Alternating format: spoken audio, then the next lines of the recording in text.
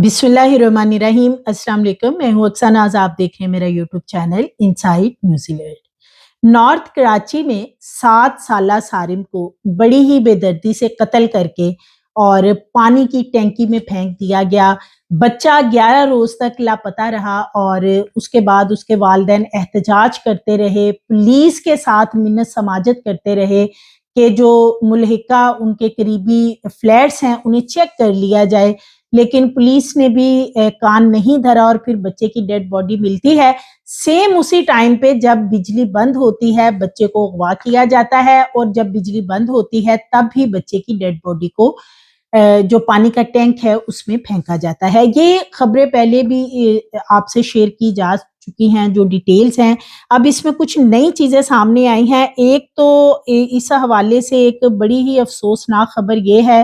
कि जो सारिम बच्चा है उसका जो डीएनए है, जिस रिपोर्ट की बेस पे सारा केस आगे लेके चलाया जाना था, जिसकी वजह से डीएनए जो है रिपोर्ट आने के बाद ये पता चलना था कि फलां जो शख्स है वो इस बच्चे के साथ जो भी घिनौना काम करता रहा और बच्चे को उसने मर्डर किया, तो डीएनए से उस शख्स ने ट्रेस होना था, फिंगरप्रिंट से उस शख्स ने ट्रेस होना था। लेकिन अब एक नई इसमें जो चीज सामने आई है जो कि बड़ी ही खौफनाक है, वो ये है कि सारिम का जो डीएनए है वो खराब हो चुका है। ये जो फोरेंसिक लेबोरेटरी है ये उनकी तरफ से कहा गया है, और ये मैच होना अब नामुमकिन है, और इसकी वजह वो क्या बताते हैं वो मैं आगे चल के आपसे शेयर करती हूँ। और इसके साथ साथ जो एक कारी है जिसके ऊपर डे 1 से शक का इजहार, शुबे का इजहार ना सिर्फ वालिदैन कर रहे थे बल्कि जो करीबी लोग हैं वहाँ रहायशी और इमारतों में, वो भी यही कह रहे थे कि इस कारी की जो हरकत हैं वो इतनी अच्छी नहीं है। उस कारी के मोबाइल फोन से कुछ चीजें मिली हैं, वो क्या हैं वो भी आगे चल के मैं आपसे शेयर करूंगी। तो ये नाज़रीन बड़ा ही अफसोसनाक वाकया है। सारिम केस जो है तकरीबन इसको 1 महीना होने को है, लेकिन अभी तक इस बच्चे के जो असल कातिल हैं वो नहीं पकड़े जा सके। 9 अफराद को हिरासत में लिया गया था, 2 अफराद को छोड़ दिया गया, 7 अफराद अभी भी पुलिस के पास हैं जिनको के इन्वेस्टिगेट भी किया जा रहा है। और इसके साथ साथ उनके जो डीएनए सैंपल थे वो सारे चेक करवाए जा रहे थे, ताकि जो सारिम के बॉडी से डीएनए मिले हैं उनके साथ वो मैच हों और जो असल दरिंदा है उसका पता चले कि ये जो 7 अफराद हिरासत में हैं इनमें से कौन लोग हैं जो उस बच्चे के साथ ये घिनौना फेल करते रहे और उसे बड़ी ही बेदर्दी से जियतनाक मौत दी गई। लेकिन अब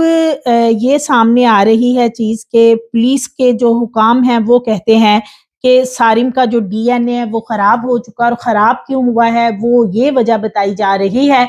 कि बच्चे की डेड बॉडी कई रोज तक पानी में पड़ी रही, जिसकी वजह से जो डीएनए है वो फिलहाल मिल ही नहीं सके कि बच्चे के साथ किसने रेप किया, कितने लोगों ने रेप का बच्चे को निशाना बनाया, कितने लोग बच्चे को नोचते रहे। सारी चीजें जो हैं वो डीएनए से, फिंगरप्रिंट से और इन चीजों से सामने आनी थी। लेकिन चूंकि डेड बॉडी कई रोज तक पानी में पड़ी रही है, और वो कहते हैं कि हर तरीके से जो है वो टेक्निकल तरीके से कोशिश की गई है कि शवाहिद ढूंढे जाएं, मजीद इसके ऊपर काम किया जा रहा है, लेकिन ये जो डीएनए वाला मामला है ये खराब हो चुका है और ये मैच होना नामुमकिन है। और इस हवाले से पुलिस का भी यही कहना है कि जो बच्चे का डीएनए है, चूंकि डेड बॉडी पानी में थी और कई रोज तक, क्योंकि जब सारिम की डेड बॉडी को निकाला गया था तो जिन लोगों ने सबसे पहले यानी रेस्क्यू वालों ने इस बच्चे की डेड बॉडी को जिन्होंने कलेक्ट किया था और देखा था, उनका ये बताना था कि बच्चे का जो जिस्म है उसका ये हाल था कि वो बिल्कुल गल चुका था। तो इसी तरह जो डीएनए है वो अब ये क्लेम कर रहे हैं कि जी डीएनए नहीं मिल रहा और उसका जो मैच करना है वो इंतहाई मुश्किल हो चुका है। इसके साथ साथ जो कारी है, कारी के मोबाइल चेक किए गए हैं, जाहिर है उसने डाटा तो डिलीट कर दिया था, लेकिन जब अब सारा डाटा रिकवर किया गया है तो उसमें से कुछ नाजेबा वीडियोस निकली हैं, और कारी की ये जो वीडियोस हैं ये उसने جو بچے اس کے پاس پڑھنے آتے تھے ان کے ساتھ غلط حرکات کرتے ہوئے وہ ویڈیوز اس نے خود بنا رکھی ہیں، ان کے ساتھ خود غلط حرکات کر رہا ہے، بچوں کے ساتھ چھیڑ چھاڑ کر رہا ہے، گندی حرکتیں کر رہا ہے ویڈیوز میں، پولیس کا یہ کہنا ہے، اور جو کہ اس کے موبائل فون میں سے ویڈیوز نکلی، یعنی یہ قاری ہے اور قاری کے موبائل سے اپنے ہاتھ سے اس کی بنائی ہوئی یہ اس طرح کی غلیظ ویڈیوز جو ہیں وہ سامنے آئی ہیں۔ سارم کی باڈی کے حوالے سے جو ڈی این اے کے اوپر سوالات اٹھائے جا رہے ہیں، یہ ایک لمحہ فکریہ ہے، وہ اس لیے کہ جو بچے کے والدین ہیں وہ اسی آس امید میں بیٹھے ہوئے ہیں کہ ہمیں جو اصل ملزم ہے اس کا پتہ چلے گا کہ کون ہے اس کے پیچھے، کیونکہ جو بچے کے والدین ہیں انہوں نے احتجاج بھی کیا تھا، ان کا ڈے ون سے یہی مطالبہ تھا پولیس کے سامنے کہ جو ان کے فلیٹ کے ساتھ ملحقہ دیگر فلیٹس ہیں انہیں ایک دفعہ چیک کر لیا جائے جب سارم لاپتہ ہوا تھا کہ بچہ یہیں کہیں موجود ہے، لیکن پولیس نے اس وقت کان نہیں دھرا ان باتوں کے اوپر۔ کچھ سیاسی جماعت کے لوگ بھی وہاں پہ آئے، تب بھی بچے کے والدین نے پروٹیسٹ کیا اور اس معاملے کو جو ہے وہ اٹھانے کی کوشش کی کہ وہ لوگ پریشان ہیں اور پہلے ان کے بچے کو ڈھونڈا جائے، لیکن بچے کو تو کیا ہی ڈھونڈنا تھا، بچے کی ڈیڈ باڈی بھی مل گئی، اور ڈیڈ باڈی کے بعد اب یہ بہت بڑا یہ افسوسناک معاملہ سامنے آ رہا ہے کہ ڈی این اے جو ہے وہ ضائع ہو گیا ہے اور اصل ملزم جو ہے وہ شاید کبھی بھی نہ مل سکے، کبھی بھی نہ پکڑا جا سکے، جو نظر تو یہی آ رہا ہے، کیونکہ پولیس کا یہ کہنا ہے کہ جو ٹھوس ایویڈنس کے اوپر یہ جو مرڈر کیسز ہیں یا اس طرح کے بچوں کے ساتھ زیادتی کے کیسز ہیں ان کو صرف تھانے کی محدود تک نہیں بلکہ آگے عدالت میں جتنے بھی ایویڈنس ہوتے ہیں ان کے اوپر ہی سارا معاملہ، سارا کیس جو ہے وہ ٹرائل تک چلایا جاتا ہے، اور اگر یہ ڈی این اے رپورٹ ہی نہیں ہوگی، ڈی این اے ہی نہیں میچ ہوگا تو جتنے بھی انہوں نے ملزمان پکڑ رکھے ہیں، سپوز اگر وہ ملزم کوئی ان میں سے مان بھی جاتا ہے پولیس کی کسٹڈی میں اور بعد میں مجسٹریٹ کے سامنے وہ کہہ دیتا ہے کہ میں نے تو تشدد کی وجہ سے یہ بات مانی اور کوئی ڈی این اے رپورٹ، کوئی ٹھوس ایویڈنس نہیں ہوتا، تو آگے چل کے عدالت میں جو شک کا فائدہ اٹھاتے ہوئے ملزمان بآسانی نکل جائیں گے۔ تو اس کے لیے یہ ڈی این اے کی رپورٹ بڑی امپورٹنس کی حامل تھی، فنگر پرنٹس بڑے امپورٹنس کے حامل تھے، جو کہ میچ ہونا بہت ہی مشکل نظر آتا ہے۔ تفتیشی حکام بتا رہے ہیں کہ خصوصی ماہرین کی خدمات اب ہم سوچ رہے ہیں کہ حاصل کریں، یعنی ابھی سوچا جا رہا ہے کہ خصوصی ماہرین جو ہیں ان کی